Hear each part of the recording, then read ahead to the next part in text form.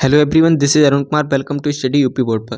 तो जो हमारी सन 2025 के लिए महत्वपूर्ण इंपॉर्टेंट क्वेश्चन की जो सीरीज चल रही थी साइंस की, ये उसी का सेट 1 है सन 2023 का। इससे पहले हम सन 2024 के सभी सेट कंप्लीट कर चुके हैं। तो आप लोगों ने जैसे सन 2024 के सेट किए थे तो उसमें देखा था काफ़ी क्वेश्चन ऐसे थे जो रिपीटेड थे। तो इस प्रकार से आप आसानी से समझ सकते हैं कि सन 2025 के लिए कितने इंपॉर्टेंट होने वाले क्वेश्चन हैं।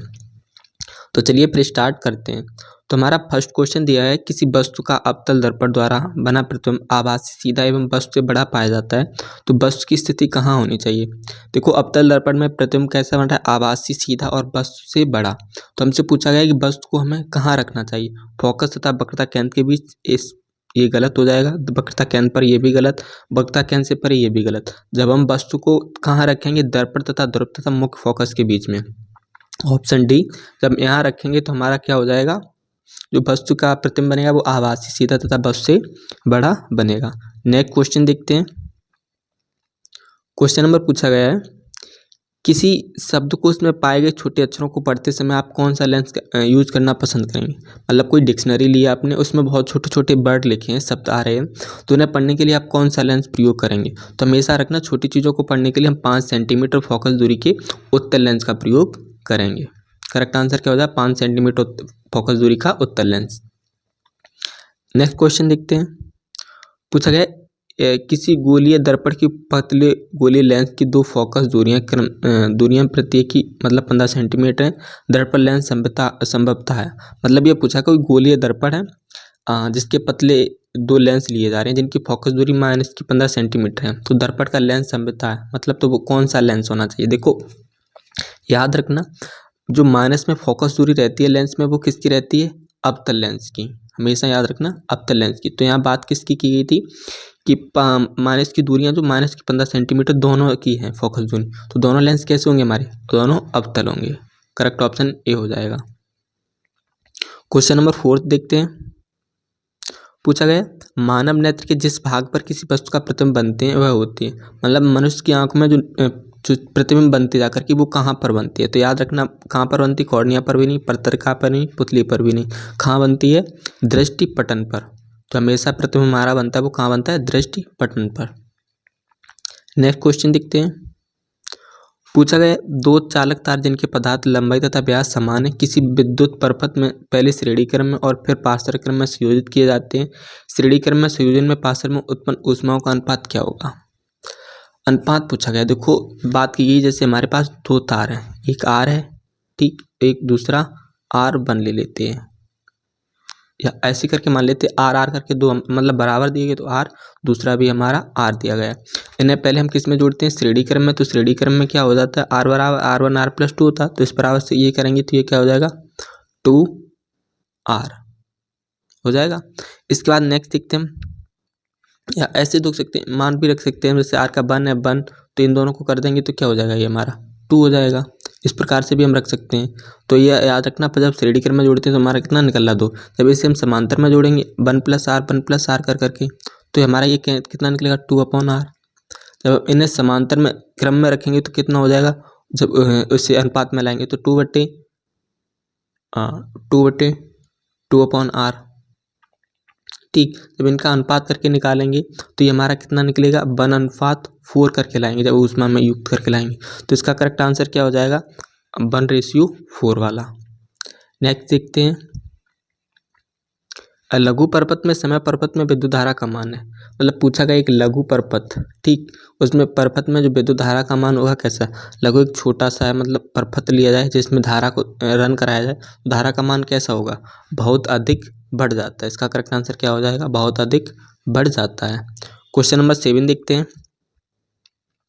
पूछा गया, विद्युत धारा उत्पन्न करने में युक्त को कहते हैं। मतलब विद्युत धारा जो उत्पन्न करती है उस युक्त को कहते हैं। तो ये रिपीटेड क्वेश्चन इससे पहले भी आया, तो विद्युत धारा किस में उत्पन्न होती है, जनित्र में।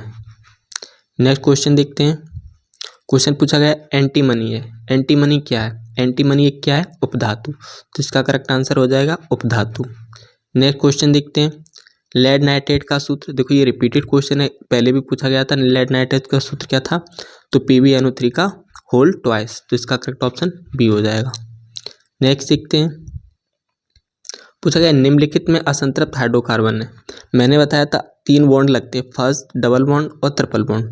तो जो फर्स्ट बॉन्ड होते हैं इन्हें हम एल्केन बोलते हैं। तो ये हमारे कैसे होते हैं, संतृप्त, और ये दोनों कैसे होते हैं, असंतृप्त। अब हम देख लेते हैं इसमें किस में डबल बॉन्ड लगेगा। देखो C2H6 इसमें सिंगल बॉन्ड लगेगा। C2H4 को लिखोगे ऐसे, ठीक।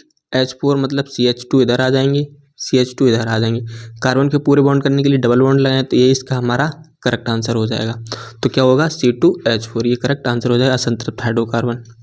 नेक्स्ट देखते हैं, पूछा गया प्रोपेनल में क्रियात्मक समूह है, यानी प्रोपेनल में जो है क्रियात्मक समूह। तो अल किस में नल लगाया लास्ट में, तो अल लास्ट में क्या आ रहा है, अल, और अल किस में आता है, एल्डिहाइड में, और एल्डिहाइड की पहचान क्या है, CHO। तो इसका करेक्ट ऑप्शन ए। नेक्स्ट देखते हैं, एस्टिक अम्ल का IUPAC नाम, यानी एस्टिक अम्ल जो है उसका IUPAC नाम क्या होता है। तो देखो एस्टिक अम्ल को क्या हम बोलते हैं, एथेनोइक अम्ल। तो इसका करेक्ट ऑप्शन बी हो जाएगा, एस्टिक अम्ल क्या होता है, एथेनोइक अम्ल। नेक्स्ट देखते हैं, एक तत्व क्लोराइड का सूत्र MCl2 है, उसके ऑक्साइड का सूत्र होगा, मतलब क्लोराइड का सूत्र MCl2 है, तो उसका जो ऑक्साइड बनेगा उसका सूत्र क्या हो जाता है, उसका सूत्र हो जाएगा MO। नेक्स्ट देखते हैं, पूछा गया वृक्कों का कार्य होता है, वृक्क कार्य किस में करते हैं, उत्सर्जन में। तो शोषण गलत हो जाएगा। नेक्स्ट ऑप्शन देखते हैं, प्रजनन भी गलत, उत्सर्जन करेक्ट ऑप्शन हो जाएगा। वृक्क किसके लिए कार्य करते हैं, उत्सर्जन के लिए। नेक्स्ट देखते हैं, पत्तियों में कलियों पर विकसित होती हैं, पत्तियों पर जो कलियां विकसित होती हैं वो किससे होती हैं, तो किससे होती हैं, बायोफिल्म द्वारा, बायोफिल्म द्वारा। तो याद रखना पत्तियों पर जो कलियां आती हैं किसके द्वारा, बायोफिल्म द्वारा। नेक्स्ट देखते हैं, पूछा गया अनुवांशिक विज्ञान के जनक हैं। तो जब अनुवांशिक चैप्टर ही पढ़ते हैं अनुवांशिकता, तो उसमें हम पढ़ते हैं किसके बारे में, मेंडल के बारे में। तो याद रखना अनुवांशिकता के जो जनक है वो कौन है, ग्रेगर जॉन मेंडल। तो इसका करेक्ट ऑप्शन सी हो जाएगा। नेक्स्ट क्वेश्चन था, DNA तंतु आपस में जुड़े होते हैं, जो DNA तंतु होते हैं वो आपस में जुड़े होते हैं किसके द्वारा, तो पेप्टाइड बंध द्वारा गलत है, संयोजी बंध द्वारा ये भी गलत है, ग्लाइकोसिडिक बंध द्वारा ये भी। किससे जुड़े जाते हैं DNA तंतु आपस में, हाइड्रोजन बंध द्वारा। नेक्स्ट देखते हैं, क्वेश्चन है मुकुलन द्वारा प्रजनन होता है, मुकुलन यानी पुनर्जनन जो होता है वो किसके द्वारा, किस में होता है, तो इसके होगा हाइड्रा में। करेक्ट आंसर क्या हो जाएगा, हाइड्रा में। नेक्स्ट क्वेश्चन देखते हैं, अब मेंडल ने प्रयोगिक पौधा है, मेंडल ने जो अपना प्रयोग किया था वो किस पौधे पर किया था। तो जब अनुवांशिकता चैप्टर पढ़ते हैं तो उस चैप्टर में सिर्फ एक ही पौधे के बारे में पढ़ते हैं, वो कौन सा हमारा रहता है, उदाहरण मटर। तो करेक्ट ऑप्शन क्या हो जाएगा, मटर। नेक्स्ट देखते हैं, और लास्ट क्वेश्चन हमारा आज का, निम्न में कौन सा एक मानव जनन तंत्र का भाग नहीं है। इसमें पूछा गया जो जनन, मादा जनन होता है उसका एक भाग नहीं, अंडाशय भी होता है, गर्भाशय भी होता है, और डिंबाशय भी होता है, लेकिन शुक्रवाहिका का नहीं होता। तो करेक्ट आंसर क्या हो जाएगा, शुक्रवाहिका का। तो आज के हमारे 20 MCQ कंप्लीट हुए जो साइंस में करने थे, और ये समझो सेट 23 चल रहा है, इससे पहले हम 24 सभी कंप्लीट कर चुके हैं। आपने अगर वीडियो कंटिन्यू देख रहे हैं तो आपको अच्छी खासी नॉलेज हो चुकी होगी MCQ की, कौन इंपॉर्टेंट और कैसे आते हैं। नहीं देखिए तो आप पिछली वीडियो भी देख लीजिए। तो चलिए फिर आज की इस वीडियो को यहीं पर एंड करते हैं। इससे पहले अगर आपको वीडियो पसंद आए तो लाइक कमेंट शेयर जरूर कीजिएगा, तथा साथ ही साथ चैनल को सब्सक्राइब कर लीजिए, जिससे नेक्स्ट वीडियो की नोटिफिकेशन आपको मिलती रहे। और अगर आप PDF पाना चाहते हो तो वीडियो के डिस्क्रिप्शन में लिंक मिल जाएगी, वहाँ से आप PDF भी प्राप्त कर सकते हैं। तो चलिए फिर आज की इस वीडियो में इतना ही।